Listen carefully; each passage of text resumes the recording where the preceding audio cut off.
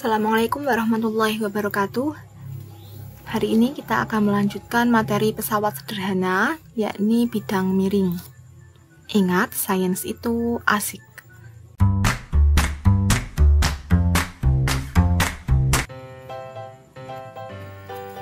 Pernahkah kalian berpikir, mengapa jalan yang ada pada pegunungan harus dibuat berkelok-kelok?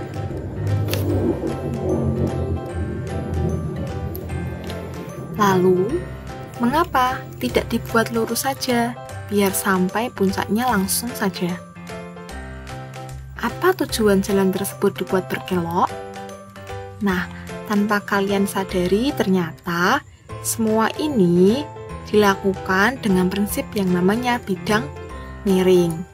Lalu, apalagi alat-alat di sekitar kita yang menggunakan prinsip bidang miring? Dan bagaimana cara kerjanya? Mari kita pelajari materi hari ini. Tujuan pembelajaran kita yang pertama adalah menjelaskan konsep bidang miring. Yang kedua, menyelesaikan masalah yang berkaitan dengan bidang miring. Lalu, apa itu bidang miring? Bidang miring adalah salah satu pesawat sederhana yang berupa papan atau bidang yang dibuat miring. Sebenarnya manfaat prinsip dari bidang miring tentunya untuk meringankan beban kerja kita. Misalnya tadi pada pembuatan jalan di area pegunungan yang dibuat berkelok-kelok. Hal ini bertujuan untuk meringankan beban yang dilalui oleh kendaraan yang sedang melaju. Sehingga ketika kendaraan naik ke atas pegunungan, maka akan terasa lebih mudah dan lebih cepat ketika dibuat jalan yang berkelok-kelok seperti ini.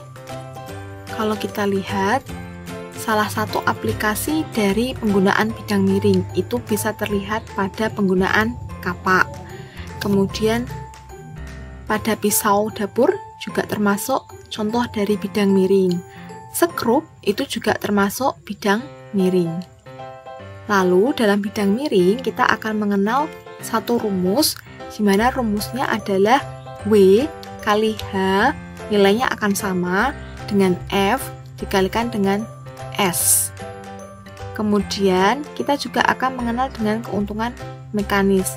Keuntungan mekanis pada bidang miring bisa dicari menggunakan rumus W per F atau S per H, di mana nilai W adalah berat benda, F adalah gaya benda, S adalah panjang bidang miring, sedangkan H adalah tinggi bidang miring. Bisa kita lihat dari gambar, benda sedang didorong ke atas melalui bidang miring seperti ini. Nah, gaya ke bawah beban dari benda ini disebut dengan W. Kemudian, gaya dorong kita ke atas ini disebut dengan F. Kemudian, panjang sisi miring ini disebut dengan S. Sedangkan, panjang ketinggian dari bawah sampai ke atas ini disebut dengan H. Jadi, kalau kita mau menghafal, tegak kali tegak, miring kali miring. Jadi, W kali H sama dengan F kali S. Juga, kalian harus ingat, keuntungan mekanis itu rumusnya adalah W dibagi F. Contoh soal.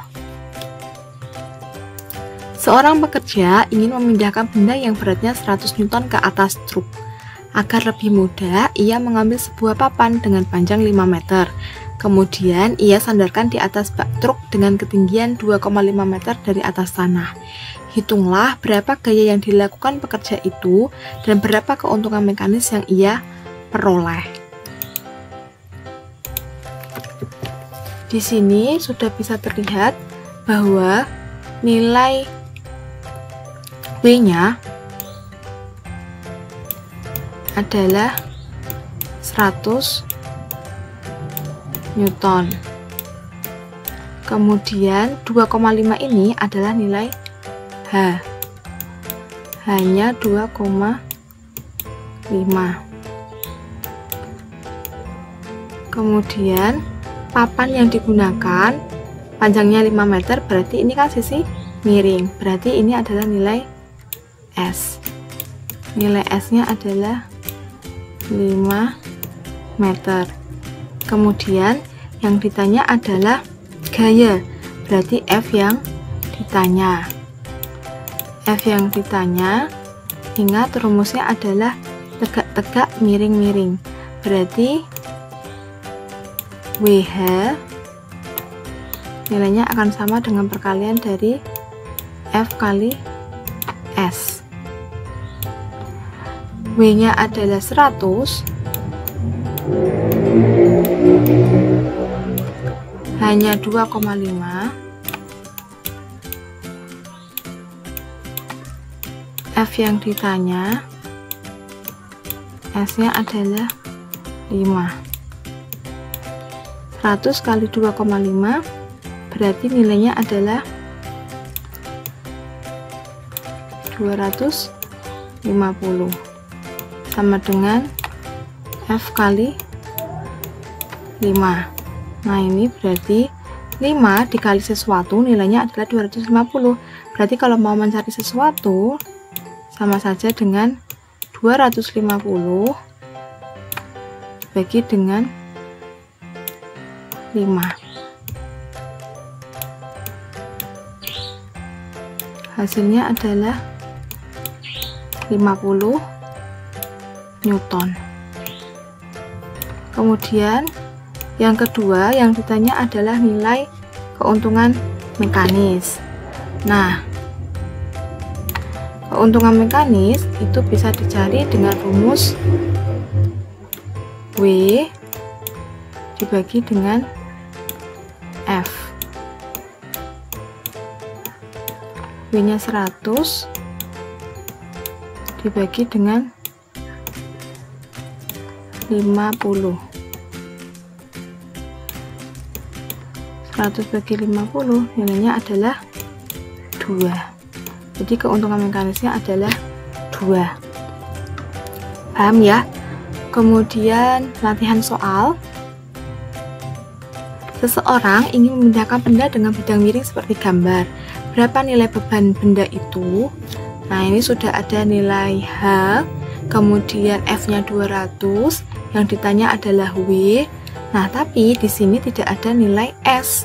Nah, nilai S-nya gimana untuk mencarinya? Karena ini kita punya nilai tinggi 4, kemudian lebar di sini adalah 3 cm, dan ini berbentuk seperti segitiga, maka kita harus ingat, sisi miring ini bisa kita cari menggunakan rumus Pythagoras. Berarti kalau mau mencari S, rumusnya tinggal akar dari 4 kuadrat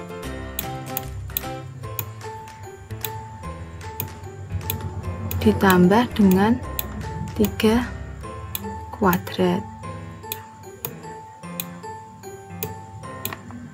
4 kuadrat itu 16, berarti akar 16 ditambah dengan 3 kuadrat 9. 16 tambah 9 adalah 25, berarti akar dari 25 hasilnya adalah 5. Ingat satuannya cm ya.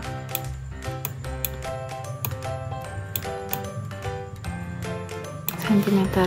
Kemudian yang ditanya sekarang, karena S sudah ketemu, kita tinggal masukkan saja untuk bisa mencari nilai W. Ingat, tegak kali tegak, miring kali miring. WH FS. W nya adalah yang ditanya, H-nya adalah 4, F-nya adalah 200, kemudian S-nya adalah 5. Nah, di sini ingat seperti yang dulu pernah saya jelaskan di tuas, karena H dan S-nya ini sama-sama satuan cm, jadi tidak perlu kita rubah dalam satuan meter, karena nanti kan menghabiskan ya, seimbang sama-sama, maka tidak perlu kita rubah ke meter. Nah, sekarang kita tinggal mencari W, berarti ini tetap W kali 4, 200 kali 5 berarti 1000, maka 4 kali sesuatu hasilnya 1000, maka sesuatunya adalah 1000 dibagi 4. Maka hasilnya adalah 250. Jangan lupa satuannya adalah Newton, ya. Paham ya? Terima kasih.